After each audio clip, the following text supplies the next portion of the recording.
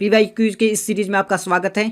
इस सीरीज में हम यूपीएससी सीएससी के प्रीलिम में पूछे गए पीवाईक्यूज का डिस्कस कर रहे थे।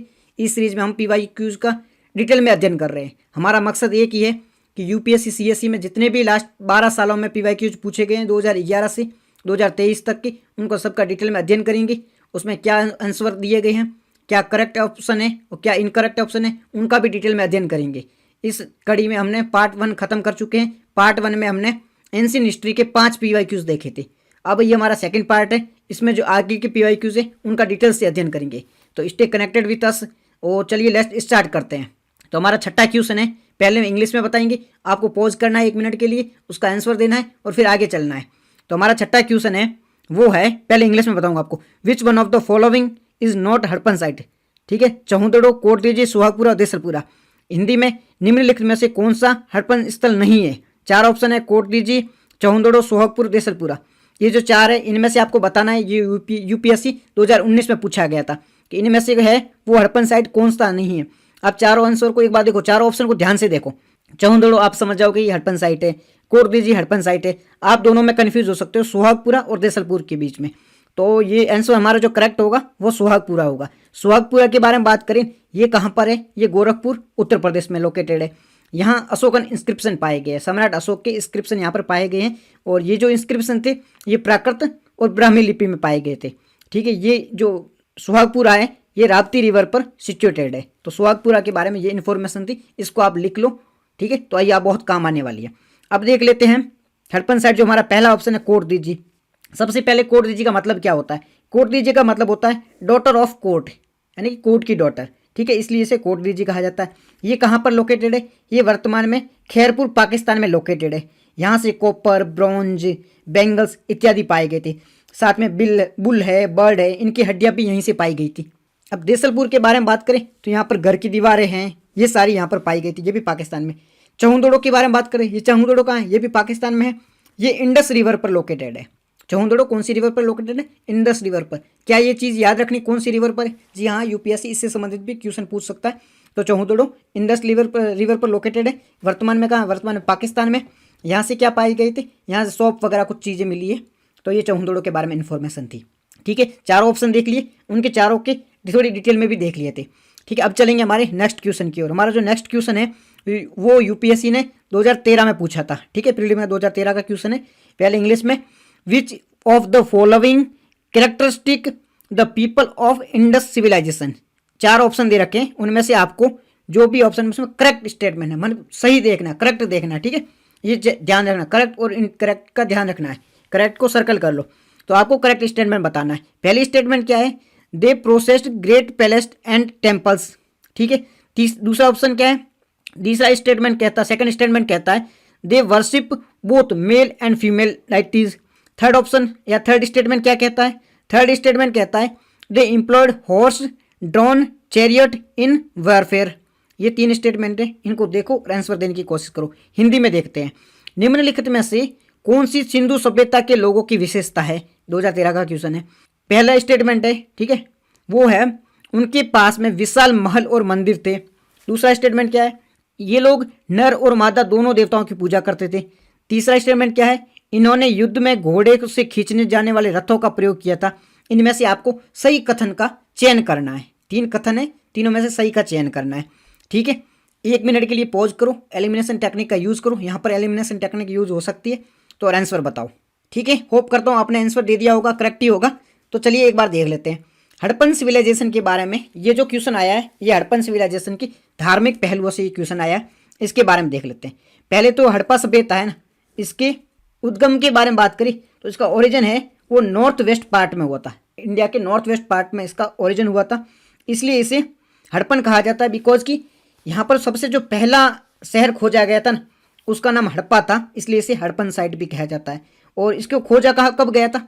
ठीक है, इसकी खोज कब हुई थी? 1921 में पहली बार इसकी खोज हुई थी। और पहला जो शहर खोजा गया था वो हड़प्पा स्थल है, उसकी खोज हुई थी, इसलिए इन्हें हड़प्पन साइट भी कहा जाता है।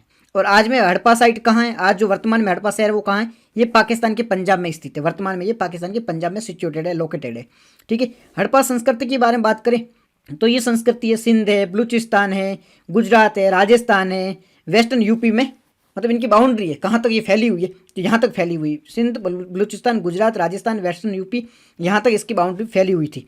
ठीक है, ये जो सभ्यता है ना, ये चारकोलिथिक कल्चर है, ताम्रपाषाण कल्चर है, उनसे पुराना है, बट ये काफ़ी वेल डेवलप है।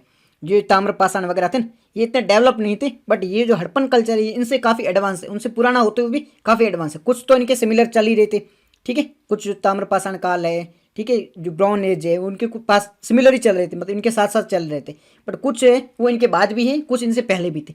लेकिन जो हड़प्पन साइट थी, हड़प्पन जो सिविलाइजेशन थी, ये काफ़ी एडवांस थे। अब यहाँ पर जो हमारी पहली स्टेटमेंट है वो क्या कह रही थी? पहली स्टेटमेंट की इनके पास में विशाल मंदिर और महल थे। क्या ये स्टेटमेंट सही है? एक बार सोच के देखिए, क्या कहीं पर भी आपने पढ़ा है कि इनके पास मंदिर थे? महल तो आपने पढ़ लिया होगा, थोड़ा बहुत आपको ऐसे कंफ्यूज हो सकते हो, मंदिर तो आपने डेफिनेटली सुना होगा, इनके पास मंदिर नहीं थे। तो पहली स्टेटमेंट गलत हो जाएगी, बिकॉज कि जो इंडस वैली सिविलाइजेशन में ऐसा कोई भी भवन नहीं मिला जिसे मंदिर के रूप में कहा जा सकता है, या जिसे मंदिर के रूप में बताया जा सकता है कि ये मंदिर था, तो ऐसा कोई भी नहीं मिला है। एक स्नानागार मिला था आपको, बाथरूम मिला था, बहुत बड़ा बाथ मिला था, ठीक है, जिसे रिचुअल्स या आप ऐसे कह सकते हो धार्मिक पर्पज से यूज किया जा सकता है, बट वो बाथरूम था, कोई मंदिर नहीं था। तो इंडस वैली सिविलाइजेशन के दौरान कोई भी मंदिर नहीं मिला था। ये स्टेटमेंट आप याद रखो, लिख लो कि इंडस वैली सिविलाइजेशन के दौरान कोई भी मंदिर नहीं मिला, कोई टेम्पल नहीं मिला है। तो पहला स्टेटमेंट गलत हो जाएगा, ठीक है। ये स्टेटमेंट पढ़ के भी आपको समझ में, कोई मंदिर आपने कहीं नहीं पढ़ा होगा ये हड़प्पन साइट के दौरान या इंडस वैली सिविलाइजेशन में कोई भी मंदिर मिला, तो पहला हमारा ऑप्शन हो गया गलत है, ठीक है। दूसरा स्टेटमेंट क्या कहता है? दूसरा स्टेटमेंट है वो करेक्ट है। क्या स्टेटमेंट क्या है? कि यहाँ पर नर और मादा दोनों की पूजा होती थी। तो यहाँ पर कई ऐसी मूर्तियाँ मिली है, उनमें नर और मादा दोनों की पूजा हो रही, फीमेल की भी पूजा हो रही, मेल की भी पूजा हो रही, तो दोनों की पूजा हो रही। तो यहाँ पर सेकंड स्टेटमेंट है वो करेक्ट है।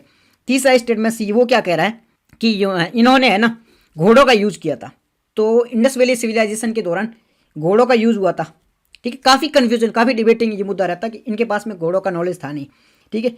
कुछ घोड़ों के निशान मिले हैं, आप जब कुछ इनके साइट के बारे में बात करोगे ना, गुजरात में कुछ इनकी साइट थी, वहाँ पर घोड़ों के निशान मिले हैं, बट इनसे ये साबित नहीं होता। घोड़ों के निशान मिले हैं, ये चीज़ ध्यान रखना, घोड़ों के निशान मिले हैं, बट इससे ये साबित नहीं होता है कि यहाँ के जो लोग हैं ना वो भी घोड़ों से परिचित थे। और ये हमारा स्टेटमेंट कहता है कि ये लोग है ना घोड़ों से परिचित थे और घोड़ों का यूज किया जाता है रथ को खींचने के लिए। तो इतना एडवांसमेंट नहीं था, घोड़ों के बारे में इतनी जानकारी नहीं थी।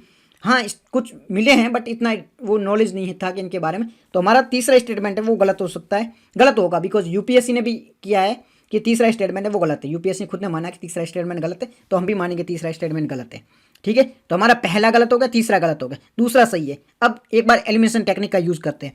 अब माना कि आपको कुछ भी नहीं पता है, ठीक है, आप ये क्वेश्चन देख रहे हो, तो आपने देखा कि उनके पास में विशाल मंदिर और महल थे। आप सोचोगे ये तो देखो डेफिनेटली लगता है आपने कहीं भी नहीं पढ़ा होगा कि इनके पास में मंदिर और महल थे। तो पहला स्टेटमेंट आप श्योर हो सकते हो कि ये गलत है, ठीक है। अब पहला स्टेटमेंट गलत हो जाता है तो हम श्योर हो जाएंगे कि इसमें ए नहीं हो सकता बिकॉज वहाँ पे एक है, ठीक है, और सी नहीं हो सकता बिकॉज वहाँ पर भी एक है। तो ये दोनों गलत हो गई। अब आपके पास में दो ऑप्शन बचे हैं, या तो बी और या डी। अब बी क्या कह रहा है, यहाँ पे ओनली 2 ऑप्शन करेक्ट है, मतलब दूसरे की बात करता है, और डी में कि कोई भी कथन सही नहीं है। तो कोई भी कथन सही है नहीं है, इसके चांसेस कम है कि कुछ तो कथन सही होगा। आप ऐसे थोड़ा बहुत तुक्का भी लगाओगे तो आपका आंसर बी पे ही जाओगे। और हमें तो पता, हमने देख ही लिया है कि पहला स्टेटमेंट गलत है, तीसरा गलत है, तो हमारा है वो बी सही है, तो आंसर बी आएगा। बस एलिमिनेशन टेक्निक से आप 50-50 तो कर ही सकते हो, बाद में तुक्का लगाओगे तो फिर आप पे डिपेंड करता है। तो हमारा ये है 7वां क्वेश्चन में आंसर होगा बी। चलते हैं हमारे 8वें क्वेश्चन की ओर। 8वां क्वेश्चन क्या है, पहले इंग्लिश में बताऊंगा, पॉज करना, आंसर देने की कोशिश करना, बाद में हम खुद देखेंगे, ठीक है। क्वेश्चन है हमारा, regarding the Indus valley civilisation consider the following statement. 2011 की क्वेश्चन था, ठीक है। स्टेटमेंट 3 दे रखी है, 2 स्टेटमेंट है, उसको करेक्ट आपको बताना है। आंसर क्या करेक्ट पूछा है, यहाँ पे उस पर गोला कर दो, करेक्ट पूछा आपको। तो स्टेटमेंट फर्स्ट क्या कह रही है, it was predominantly a secular civilisation and religious element although present did not dominate the sense. दूसरा स्टेटमेंट क्या है, during this period cotton was use for manufacturing textile in India, ठीक है। 2 statement है, क्या ओनली 1 करेक्ट है, B में है ओनली 2 करेक्ट है, सी बोथ करेक्ट है, डी नन, मतलब नाइदर ए एंड नॉट 2। तो आपको ये बताना है। हिंदी मीडियम, सिंधु घाटी सभ्यता के संबंध में निम्नलिखित कथनों पर विचार करें। पहला जो कथन है वो कह रहा है, ये मुख्य रूप से एक धर्मनिरपेक्ष सभ्यता थी, धार्मिक तत्व हालांकि मौजूद थे बट ये हावी नहीं थे। दूसरा स्टेटमेंट ये कह रहा है, इस अवधि के दौरान भारत में कपड़ा निर्माण के लिए कपास का उपयोग किया जाता था। इन दोनों में से आपको सही स्टेटमेंट, सही कथन कौन सा है उसके बारे में बताना है। ठीक है, आपके सामने आंसर ऑप्शन दे रखे हैं, केवल एक, केवल दो, इनमें से दोनों में, या दोनों में से एक भी नहीं। ठीक है, 1 मिनट पॉज करो, आंसर देने की कोशिश करो। होप करता हूँ आपने करेक्ट आंसर चूज कर लिया होगा। ठीक है, अब एक बार आंसर देने की कोशिश करते हैं एलिमिनेशन टेक्निक या कैसे से। हमारा पहला स्टेटमेंट क्या कहता है? पहला स्टेटमेंट कहता है कि यहाँ पर ये धर्मनिरपेक्ष सभ्यता थी। ठीक है, धार्मिक तो मौजूद थे बट हावी नहीं थे। डेफिनेटली ये स्टेटमेंट तो आपको पता ही होगी, आपने पढ़ा भी होगा, थोड़ा भी बेसिक पढ़ा है एनसीईआरटी वगैरह, तो वहाँ भी आप श्योर हो सकते हो कि ये स्टेटमेंट तो करेक्ट है।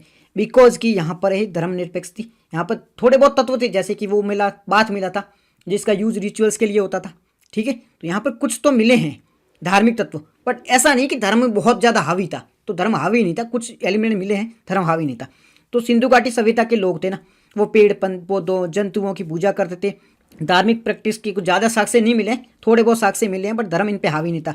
हड़प्पावासी थे, तो धार्मिक समझ है, वो टेराकोटा मूर्तियाँ, मुहरा, इनसे मुहरे वगैरह जो मिले हैं, टेराकोटा मिले हैं, मूर्तियाँ मिले हैं, मुहरे हमारे पास मिले हैं, उनसे पता चला था कुछ ये धार्मिक एलिमेंट थे। ठीक, बट ये ज़्यादा है ना, धर्म के बारे में नहीं मिलते। ज़्यादातर ये जीववाद के बारे में बात करते हैं। जीववाद यानी एनिमिज्म के बारे में। एनिमिज्म क्या होता है? एनिमिज्म का मतलब है कि ये लोग है ना, जो जीव होते हैं, जो जी रहे, लाइव है, जैसे कि पेड़ पौधे हैं, इंसान है, इनकी पूजा ज़्यादा करते थे। तो ये जीववाद में विश्वास करते थे, अर्थात पेड़ पौधे पत्थर इनकी ज़्यादा पूजा करते थे। यहाँ पर देवी माँ की पूजा होती थी, उसके कुछ साक्ष्य भी मिले हैं। ठीक है, देवी माँ की पूजा की कोई मूर्तियाँ मिली जिसपे ओनली देवी की मूर्ति है, तो देवी माँ की पूजा करते थे। जैसे कालीबंगा, लोथल है, ऐसी साइटों पर कई ऐसी साक्ष्य मिले जिससे पता चलता है ये अग्नि की भी पूजा करते थे। ठीक है, कालीबंगा वगैरह पे, वहाँ पे अग्नि के साक्ष्य मिलते हैं, यहाँ पे अग्नि की पूजा होती थी।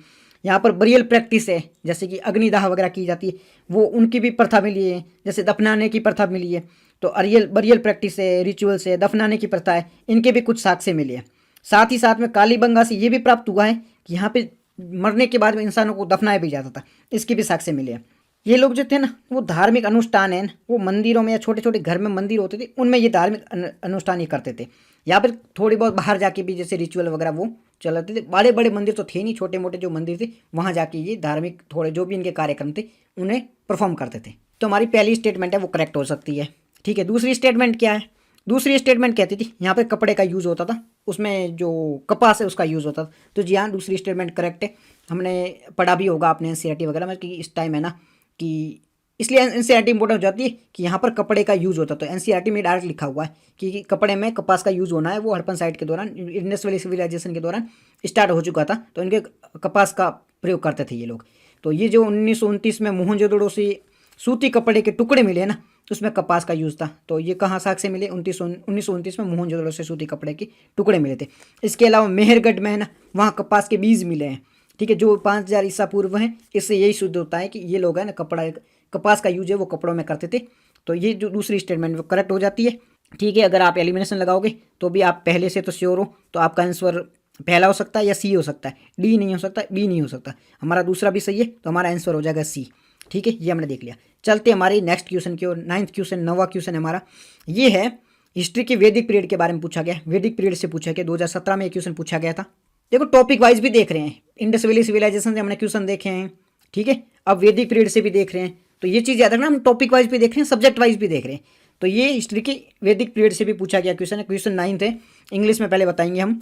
ठीक है, with the reference to the difference between cultural of Vedic Arya and Indus valley civilisation people, which of the following statement is correct. 2017 का क्वेश्चन है, करेक्ट स्टेटमेंट बतानी है। ठीक है, ऋग्वेदिक जो आर्य थी उन्होंने और जो इंडस वैली सिविलाइजेशन थी पीपल, उन दोनों में अंतर क्या है। पहली स्टेटमेंट कहती है, Rigvedic Aryan use the coat mail and helmet in warfare, where the people of Indus valley civilisation did not leave any evidence to using them. दूसरा स्टेटमेंट हमारा क्या कह रहा है, Rigvedic Aryan knew the gold, silver, copper, where Indus valley civilisation people know the copper and iron. तीसरी statement क्या कह रही है, Rigvedic Aryan had domesticated horse, where the Indus valley civilisation people no evidence of using the horse animal. Selected correct है, आपको बताना है। पहला आपका ऑप्शन है ओनली 1, दूसरा ऑप्शन है 2 and 3, तीसरा ऑप्शन है 1 and 3, चौथा ऑप्शन है 1, 2, 3। ठीक है जी, हिंदी मीडियम। ऋग्वेदिक आर्यों और सिंधु घाटी सभ्यता के लोगों की संस्कृति के बीच में आपको अंतर को बताना है। इनमें से कौन सा कथन सही है उसको आपको चूज करना है। पहला कथन क्या है, ऋग्वैदिक आर्य युद्ध में मेल कोट हेलमेट का उपयोग करते थे, जबकि सिंधु घाटी सभ्यता के लोग इनका उपयोग नहीं करते थे और इसका कोई सबूत मिला नहीं है। दूसरा स्टेटमेंट क्या है, ऋग्वैदिक आर्य हैं वो सोना चांदी तांबा इनका यूज़ करते थे, इनके बारे में जानते थे, जबकि इंडस वैली सिविलाइजेशन लोग हैं ना वो केवल तांबा और लोहे के बारे में जानते थे। तीसरा कथन या तीसरा स्टेटमेंट क्या है, ऋग्वैदिक आर्यों ने घोड़े को पालतू बनाया था, जबकि इंडस वैली सिविलाइजेशन लोग हैं ना वो घोड़े के बारे में कुछ ज़्यादा जानते नहीं थे, इनके बारे में कुछ साक्ष्य मिले नहीं है। इन तीनों में से आपको करेक्ट आंसर है वो चूज़ करना है। ठीक है जी, 1 मिनट पॉज करो और आंसर देने की कोशिश करो। होप करता हूँ आपने आंसर देने की कोशिश करी होगी। तो अब हम रियल आंसर को चेक कर लेते हैं। एलिमिनेशन टेक्निक यहाँ भी काम आ जाएगी। पहली स्टेटमेंट हमारी क्या कह रही है, पहली स्टेटमेंट कह रही है कि ऋग्वैदिक आर्य थे उन्होंने मेलकोट और हेलमेट का उपयोग किया है, और सिंधु घाटी सभ्यता के लोग हैं वो इनके बारे में ज़्यादा जानकारी नहीं थी। आपने है ना थोड़ी बहुत भी हिस्ट्री पढ़ी है ना, चलो यहाँ पे नहीं पढ़ी यूपीएससी के पर्पज़ से, आपने नॉर्मल भी हिस्ट्री पढ़ी है तो आपको इतना पता होगा कि इंडस वैली के सिविलाइजेशन के जो लोग थे ना उनको वॉर वगैरह का ज़्यादा नॉलेज नहीं था, वो युद्ध वगैरह में संलग्न नहीं रहते, लड़ते वड़ते नहीं थे। अब वो युद्ध वगैरह नहीं करते थे ना तो उनके पास में ये चीज़ें नहीं होगी। ठीक है जी, वो इतने उनके बारे में जानकारी नहीं थी तो उनके पास में ये चीज़ें होगी नहीं। और इंडस वैली जैसे आर्य की आप उत्पत्ति के बारे में पढ़ा होगा आपने, आर्य का ओरिजिन देखा आर्यन का, तो इनकी ओरिजिन कैसे हुआ था कि इन्होंने इंडस वैली सिविलाइजेशन के लोग थे उन पर अटैक किया था, वहाँ से आए थे, मतलब यूरोप वगैरह से आए थे या फिर यहीं के नेटिव थे। अलग अलग थ्योरीज है, कुछ लोग कहते हैं यूरोप से आए थे, कुछ लोग कहते हैं यहाँ से नेटिव है, यहाँ के नेटिव ही है। तो इन्होंने मतलब अटैक तो इन्होंने किया ही था, मतलब कुछ भी मान लो इन्होंने अटैक तो किया ही था, ये क्लियर हो जाता है। तो इनको है ना नॉलेज थी कि इनके पास में तो धनुष बाण है, इनके पास में हेलमेट था बचाने के लिए, आपका हेड बचाने के लिए, लड़ने के लिए, वो पूरा अब बख्तर होता है ना वो पहनने के लिए था ताकि ये युद्ध कर सके। तो हमारा जो पहला स्टेटमेंट है वो करेक्ट हो सकता है। अब पहला स्टेटमेंट करेक्ट है तो इसमें वैदिक आर्य थे, उनके पास में धनुष बाण थे, भाला था, स्पेयर था, खंजर एंड डेगर था, इनके पास में एक्स कुल्हाड़ी थे, कवच आर्मर था, हेलमेट था, कोट था, ये सारे इनके पास अवेलेबल थे। और इंडस वैली सिविलाइजेशन थी उनके पास में ये सारे नहीं थे। तो पहला स्टेटमेंट करेक्ट है। दूसरा स्टेटमेंट क्या कह रहा है, दूसरा स्टेटमेंट कह रहा है कि ऋग्वैदिक आर्य थे ना वो सोने चांदी तांबे के बारे में जानते थे, बट इंडस वैली सिविलाइजेशन के लोग थे ना वो इनके बारे में नहीं जानते थे। जी हाँ, कुछ ये सही भी स्टेटमेंट, बट यहाँ पे गलत हो जाता है कि इंडस वैली सिविलाइजेशन के लोग नहीं जानते थे, ये स्टेटमेंट गलत होगा। कैसे कि जो आर्यन थे ना ये ऋग्वेद के समय में सोना चांदी तांबे कांस्य वगैरह का उपयोग करते थे, धीरे धीरे इसका स्थान है वो किसने, लोहे ने ले लिया था। बट सिंधु घाटी सभ्यता के लोग थे ना ये चांदी और सोने का उपयोग करते थे, इन दोनों का उपयोग करते थे, बर्तनों का उपयोग, और इनका धीरे धीरे है ना यूज है वो पत्थरों ने ले लिया था। मतलब ये कह रहा है कि आर्यन लोग है ना ये सोने चांदी कांसे का उपयोग करते थे, बट धीरे धीरे ये चीज़ें हैं मतलब तांबे वगैरह है, जो कांसा है, सोना है, चांदी, ये लिमिटेड है, तो इसका स्थान है वो किसने ले लिया, लोहे ने ले लिया था। और सिंधु घाटी सभ्यता के लोग हैं वो चांदी सोने का उपयोग वो भी करते थे बर्तनों का, पर धीरे धीरे इनका यूज किसने, इनका स्थान किसने ले लिया, पत्थरों ने ले लिया। तो दोनों ये स्टेटमेंट गलत हो जाती है, बिकॉज कि ये कह रहे हैं इस स्टेटमेंट में साफ साफ कहा जा रहा है कि इंडस वैली सिविलाइजेशन लोग हैं वो सोने चांदी के बारे में नहीं जानते, तो ये गलत है। वो जानते थे, धीरे धीरे उन्होंने पत्थरों का उपयोग किया था, उससे पहले वो सोने चांदी का उपयोग करते थे, और आर्यन भी उपयोग करते थे। आर्यन धीरे धीरे लोहे पे आ गए और वो पत्थरों पे चले गए, तो दूसरी स्टेटमेंट हमारी हो जाएगी गलत। ठीक है जी। तीसरी स्टेटमेंट क्या कह रही है, तीसरी स्टेटमेंट कह रही है ऋग्वैदिक लोग हैं वो घोड़े के बारे में जानते थे और इंडस वैली सिविलाइजेशन के लोग नहीं जानते थे। क्या लगता है इस स्टेटमेंट के बारे में, इस स्टेटमेंट के बारे में हमने अभी थोड़ी देर पहले ही देखा है कि ये स्टेटमेंट करेक्ट है, बिकॉज की घोड़े का एविडेंस है वो सिंधु घाटी सभ्यता के लोगों के पास में नहीं था। आर्यन लोग थोड़े बाद में आए थे, वो घोड़े के बारे में जानते थे क्योंकि उन्होंने अटैक वटैक किया तो घोड़े से ही किया था, तो ये लोग घोड़े के बारे में जानते थे। मोहनजोदड़ो हड़प्पा ने लोगों के मतलब घोड़े के बारे में इनके पास में जानकारी नहीं थी। मोहनजोदड़ो हड़प्पा वगैरह जो भी सिटीज़ है इनमें कुछ है, जैसे सूर कोतड़ा दौड़ है, कुछ साक्ष्य यहाँ पे घोड़े के मिले हैं। मतलब इंडस वैली सिविलाइजेशन की भी कुछ जगह ऐसी हैं, गुजरात में है, सूर का कोतड़ा डोर है, ठीक है, सूत कोतड़ा है, यहाँ से भी कुछ घोड़े की हड्डियाँ मिली हैं, बट इससे ये प्रूफ नहीं हो जाता है कि ये लोग हैं वो घोड़े का यूज़ करते थे। ठीक है, हाँ साक्ष्य मिले थोड़े बहुत, मैं पहले भी बता चुका हूँ साक्ष्य मिले हैं, बट इससे प्रूफ नहीं होता है ये कि इन लोगों ने घोड़े का यूज़ किया था या घोड़े के बारे में जानते थे। और जो इंडस वैली सिविलाइजेशन के बाद के लोग, ये आर्यन लोग हैं, ये घोड़े के बारे में जानते थे।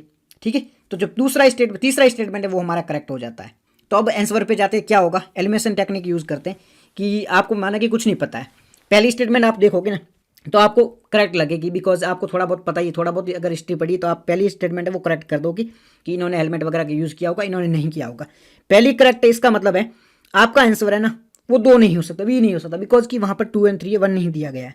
अब आंसर देखो कि इसमें है ना एक है वो तीनों में कॉमन है। इसका मतलब है कि एक तो डेफिनेटली सही है और है भी सही।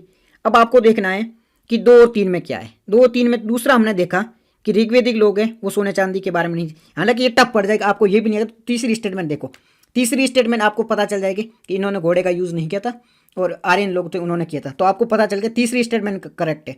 अब आपको देखना है दूसरी करेक्ट है कि नहीं। एलिमिनेशन का यूज़ कर रहे हैं, आपको कुछ नहीं पता। पहली स्टेटमेंट आपको थोड़ा बहुत है पता है कि ये सही है, तीसरी स्टेटमेंट का भी आपको थोड़ा बहुत पता है कि तीसरी सही है। अब दूसरी पे जाना है, दूसरी करेक्ट है कि नहीं करेक्ट है। अगर आपको पता है कि दूसरी इनकरेक्ट है तो आपका आंसर हो जाएगा सी, 1 और 3 आंसर हो जाएगा, ठीक है। और आपको नहीं पता है कि भाई दूसरी क्या है तो भी आप इस पे आओगे बिकॉज की बी तो वो डेफिनेटली गलत है। तो इसमें आपका जो क्वेश्चन आंसर हो जाएगा तो सी है, 1 और 3 है वो करेक्ट आंसर जो स्टेटमेंट है। चलते हैं हमारे नेक्स्ट क्वेश्चन की ओर। हमारा नेक्स्ट क्वेश्चन है 10वां क्वेश्चन है, ठीक है। ये 2012 की यूपीएससी प्रीलिम में पूछा गया था, ठीक है, पहले इंग्लिश में। इससे आप एलिमिनेशन टेक्निक का यूज़ नहीं कर सकते हो बिकॉज की इसमें स्टेटमेंट एक एक दे रखी। आपको डायरेक्ट आंसर याद है तो ही देना, नहीं तो आगे बढ़ जाना है। जरूर नहीं कि यूपीएससी में 100 आउट ऑफ 100 करेक्ट करने हैं, उसमें से अगर आप 50 भी सही करते हो तो आपका सिलेक्शन हो सकता है, ठीक है जी। 10वां क्वेश्चन है, द रिलीजन ऑफ अर्ली वैदिक आर्यन वाज प्रिमिलरी ऑफ भक्ति इमेज ऑफ, पहला स्टेटमेंट क्या, पहला ऑप्शन है भक्ति का है, दूसरा है इमेज वर्शिप एंड यज्ञस, तीसरा है वर्शिप ऑफ नेचर एंड यज्ञस, और डी है वो लास्ट है वर्शिप ऑफ नेचर एंड भक्तिज। इसमें 10वां क्वेश्चन है हिंदी मीडियम।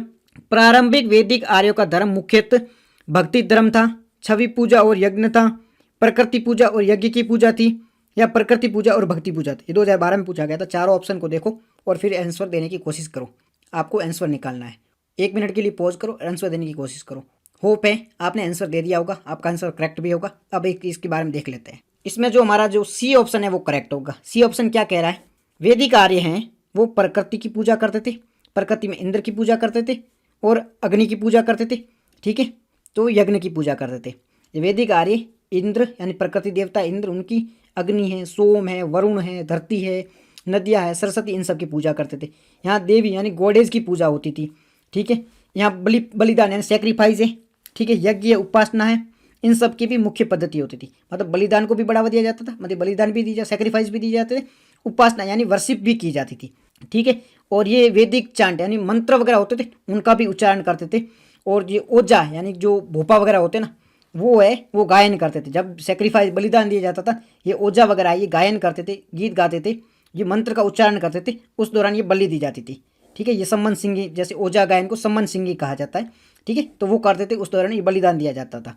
ये अग्नि हवन है, उसमें आयुति देते टाइम मंत्र का उच्चारण, अग्नि में जब हवन किया जाता था तो मंत्र का उच्चारण किया जाता था और हवन किया जाता उसके साथ में।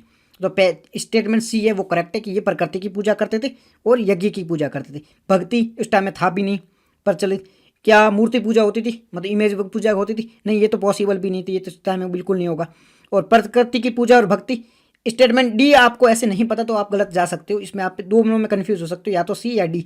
बट यहाँ पे भक्ति लिखा है ना, ये भक्ति वर्ड ज़्यादा हो जाएगा, तो भक्ति नहीं होती थी उस टाइम में, प्रकृति की और यज्ञ की पूजा होती थी। तो आपका ऑप्शन सी है वो करेक्ट है। तो ये हमने 5 क्वेश्चन आज देख लिए। तो आज के डिस्कशन में इतना ही था, थोड़ा डिटेल में देखा है तो टाइम ज़्यादा वीडियो नहीं बनना चाहिए, लंबा हो जाता है।